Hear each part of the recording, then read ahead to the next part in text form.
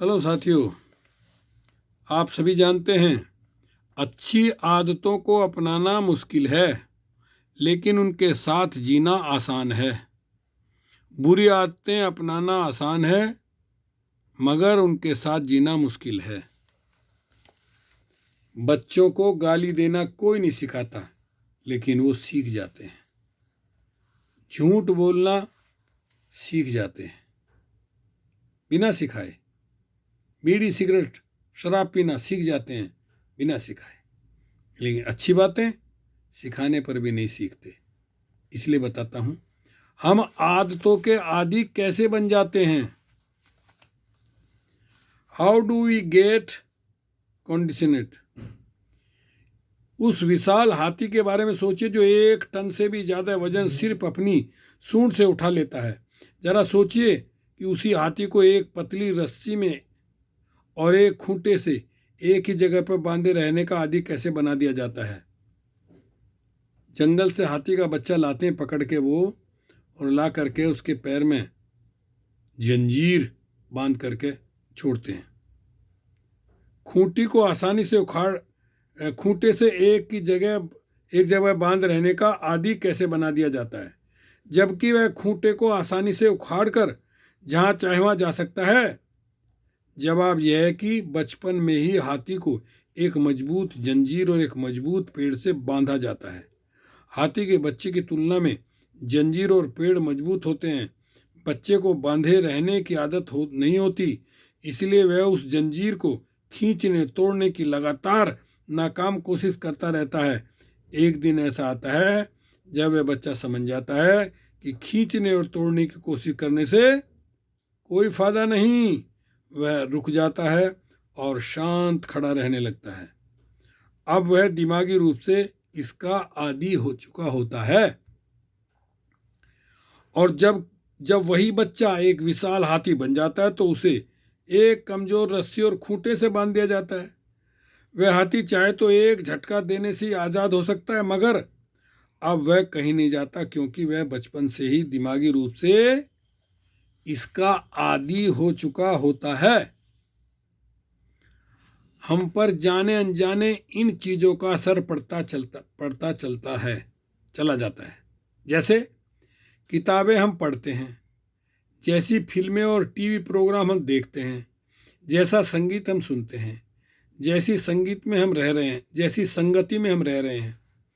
गाड़ी चलाते समय अगर हम एक ही धुन बहुत दिनों तक सुने और एक दिन टेप रिकॉर्डर खराब हो जाए तो अंदाज लगाइए कि हम कौन सी धुन गुनगुना रहे होंगे। पागलपन की परिभाषा यह है कि एक ही काम को बार बार किया जाना, लेकिन हर बार अलग अलग नतीजों की उम्मीदें रखना। अगर आप वही करते हैं जो आप करते रहें तो आपको वही मिलता रहेगा जो आपको मिलता रहा है।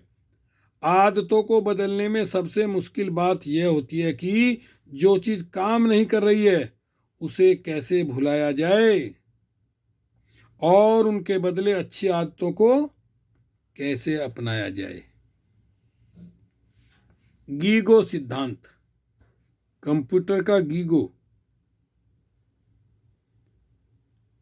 गीगो सिद्धांत कहता है, गलत अंदर डालिए गलत बाहर आएगा, सही डालिए सही बाहर आएगा, अच्छा डालिए अच्छा बाहर आएगा।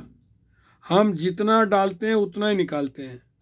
हमारा अवचेतन मन भेदभाव नहीं करता।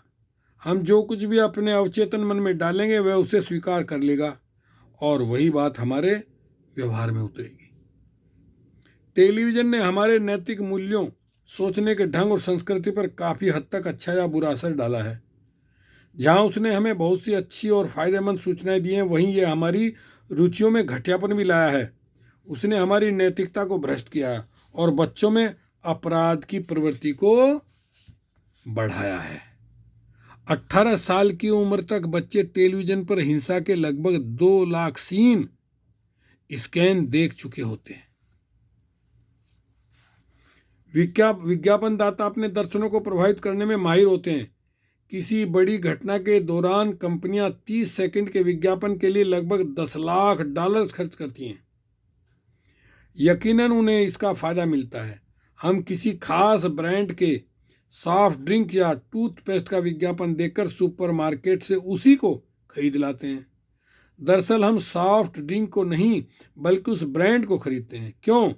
इसलिए कि हमारे दिमाग को उसी ढंग से ढाला गया है और हम जैसा व्यवहार करते हैं, जब हम टीवी देखते हैं या रेडियो पर कोई विज्ञापन सुनते हैं तो हमारा चेतन मन उस पर भले न गौर कर रहा हो, लेकिन हमारा अवचेतन मन खुला होता है और हम प्राप्त होने वाली हर उस चीज को स्वीकार कर रहे होते हैं। क्या आपने कभी टीवी से बहस की है? जाहिर सी बात है नहीं। जब हम पिक्चर देखते हैं तो हंसते हैं और रोते भी हैं, क्योंकि हमारे अंदर डाला गया भावनात्मक इनपुट भावनात्मक आउटपुट के रूप में फौरन बाहर आ जाता है। इनपुट के बदले पर आउटपुट अपने आप बदल जाता है। साथियों, वीडियो लंबी हो जाएगी, विस्तार में हम अगली वीडियो में फिर मिलेंगे आपसे। ओके, शुक्रिया, धन्यवाद, हस्ता लोएगो, फिर मिलेंगे, मिलते रहेंगे।